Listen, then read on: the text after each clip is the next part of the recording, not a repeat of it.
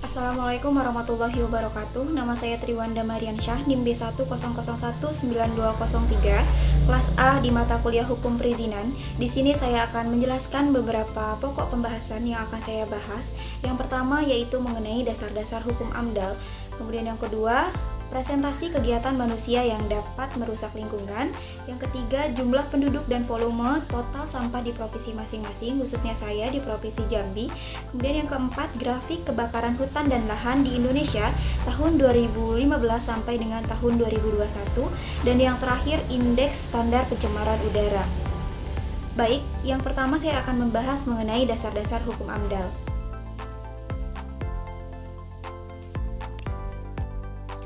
Terdapat beberapa dasar hukum dan peraturan tentang AMDAL yang saat ini sudah tidak berlaku lagi. Beberapa peraturan dan dasar hukum dimaksud antara lain, yang pertama, Peraturan Pemerintah Nomor 27 Tahun 1999 tentang AMDAL. Yang kedua, Keputusan Menteri Negara Lingkungan Hidup Nomor 8 Tahun 2006 tentang Pedoman Penyusunan AMDAL. Yang ketiga, Keputusan Menteri Negara Lingkungan Hidup Nomor 11 Tahun 2006 tentang jenis rencana usaha dan atau kegiatan yang wajib dilengkapi dengan AMDAL. Sebagaimana kita ketahui, saat ini telah ditetapkan dan diundangkan Peraturan Pemerintah Nomor 27 Tahun 2012 tentang izin lingkungan. Peraturan Pemerintah Nomor 27 Tahun 2017 mengatur dua instrumen perlindungan dan pengelolaan lingkungan hidup, yaitu instrumen kajian lingkungan hidup dalam bentuk AMDAL dan UKL-UPL, serta instrumen izin lingkungan.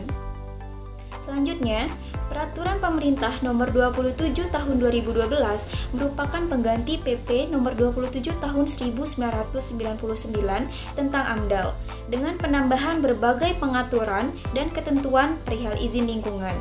Beberapa pembeda dengan PP lama antara lain, proses penilaian AMDAL dalam PP Nomor 27 Tahun 2012 ini lebih cepat, yaitu 125 hari dari 180 hari pada PP lama.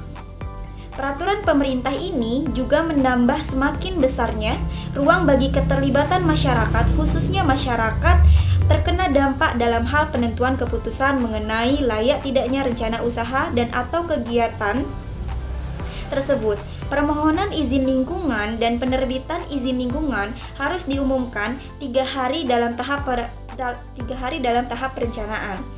Dalam PP lama hanya mewajibkan 1 kali pengumuman saja, yaitu pada tahap sebelum menyusun kerangka AMDAL atau KA AMDAL.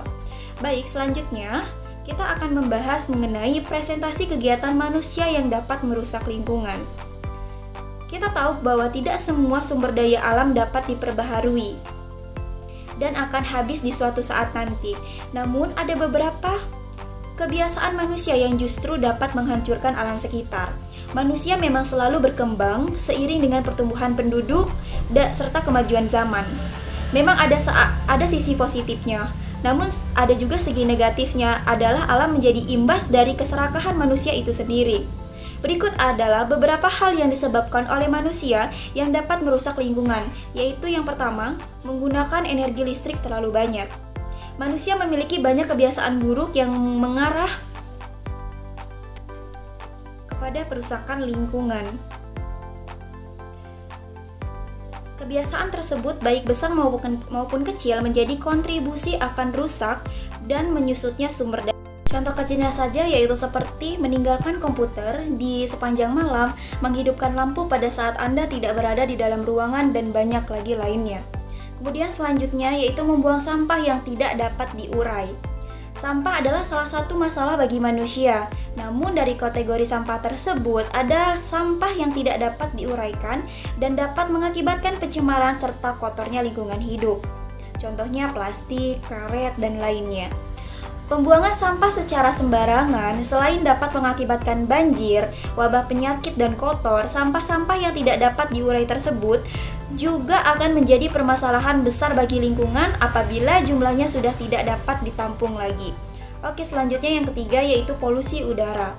Penyebab polusi udara ada berbagai macam. 2 diantaranya adalah karena pembuangan asap pabrik dan juga dari kendaraan bermotor.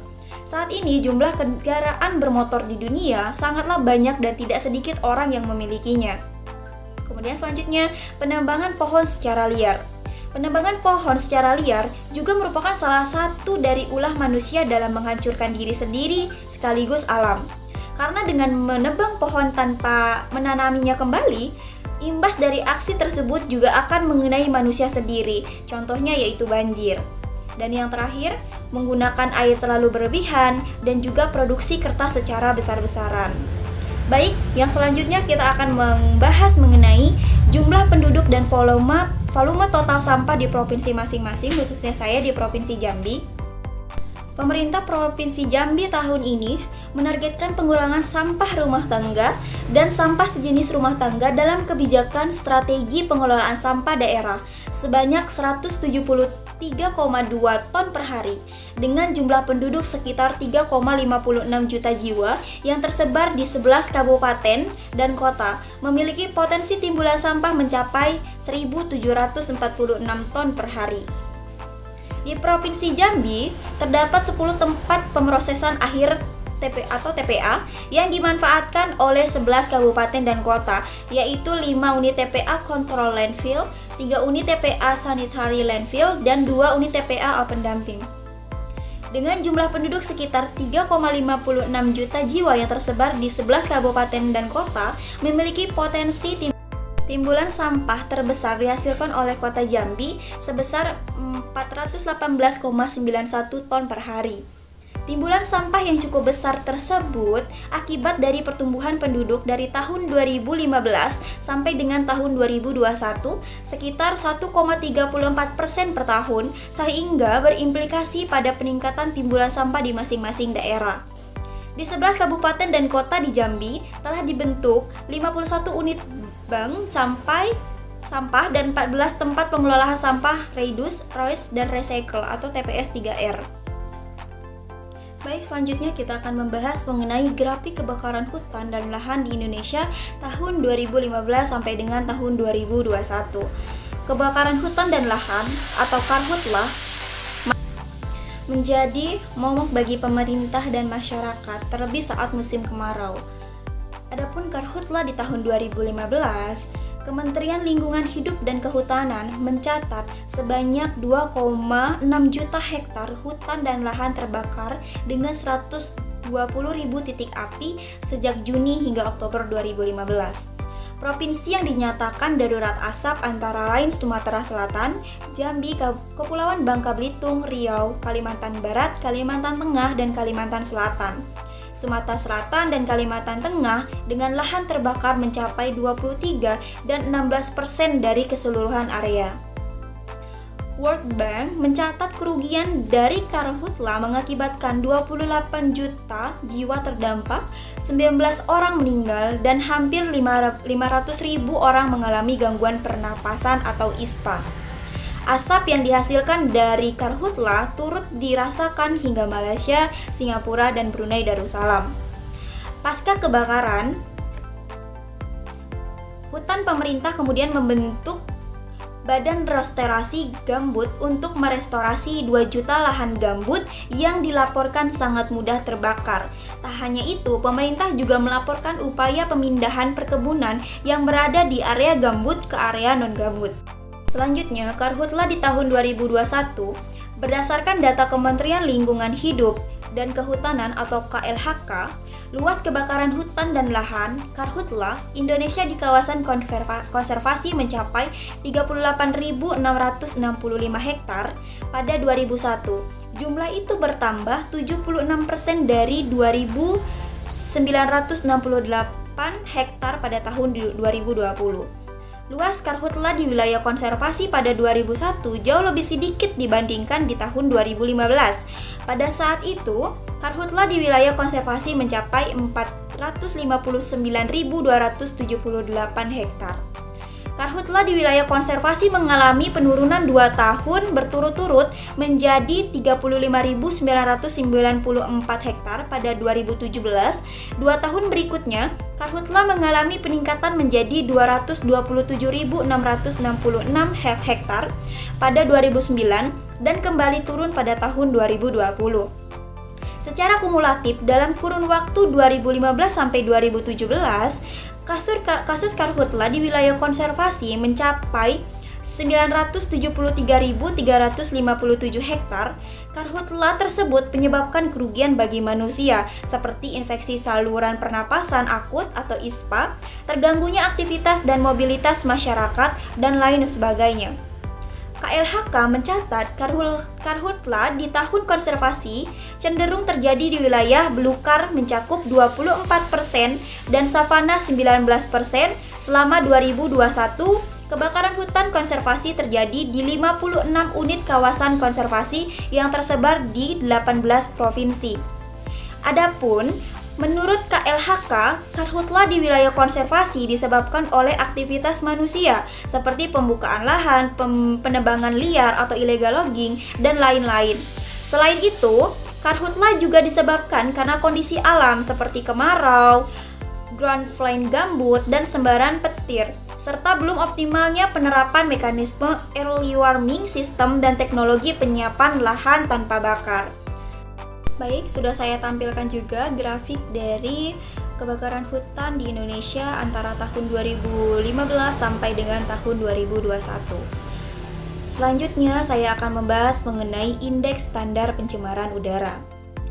Indeks Standar Pencemaran Udara atau ISPU yaitu laporan kualitas udara untuk warga untuk menerangkan seberapa bersih atau tercemarnya kualitas udara kita dan bagaimana hasilnya terhadap kesehatan kita setelah menghirup udara tersebut selama beberapa jam atau hari. Penetapan ISPU ini mempertimbangkan tingkat mutu udara terhadap kesehatan manusia, binatang, tumbuhan yang didirikan, dan nilai estetika. Parameter dan kategori regulasi ISPU terbaru. Regulasi ISPU terbaru menambahkan parameter baru, yaitu partikular matter atau PM2,5 dan hidrokarbon atau HC. Dengan demikian, kini ada 6 parameter ISPU yang berlaku. Yang pertama ada hidrokarbon, karbon monoksida, sulfur dioksida, nitrogen dioksida, ozon, dan terakhir partikulat. Sementara itu, ISPU dibagi menjadi 5 kategori dengan rentan nilai masing-masing. Tiap kategori pun dipresentasikan dengan warna tertentu. Baik, di sini ada tabel mengenai indeks pencemaran udara. ISPU rentan antara 0 sampai 50 itu berwarna hijau, artinya pencemaran udara levelnya baik. Dampak kesehatannya ini tidak memberikan dampak bagi kesehatan manusia. Kemudian selanjutnya rentan antara 51 sampai 100 itu berwarna krim, artinya sedang. Itu tidak berpengaruh pada kesehatan manusia ataupun hewan, tetapi berpengaruh pada tumbuhan yang peka. Kemudian rentan antara 101 sampai 199 berwarna coklat, ini artinya tidak sehat, bersifat merugikan pada manusia ataupun kelompok hewan yang peka, atau dapat menimbulkan kerusakan pada tumbuhan ataupun nilai estetika. Kemudian rentan antara 200 sampai 299 yang berwarna merah. Ini kualitas udara yang dapat merugikan kesehatan pada sejumlah segmen populasi yang terpapar. Kemudian rentan antara 300 sampai 500 yang artinya berbahaya. Itu kualitas udara berbahaya yang secara umum dapat merugikan kesehatan yang serius pada populasi, misalkan iritasi mata, batuk dahak, dan sakit tenggorokan. Baik, itu saja yang bisa saya sampaikan. Kurang lebihnya saya mohon maaf. Semoga dari presentasi ini dapat memberikan ilmu bagi teman-teman semua dan menambah wawasan. Sekian, terima kasih. Wassalamualaikum warahmatullahi wabarakatuh.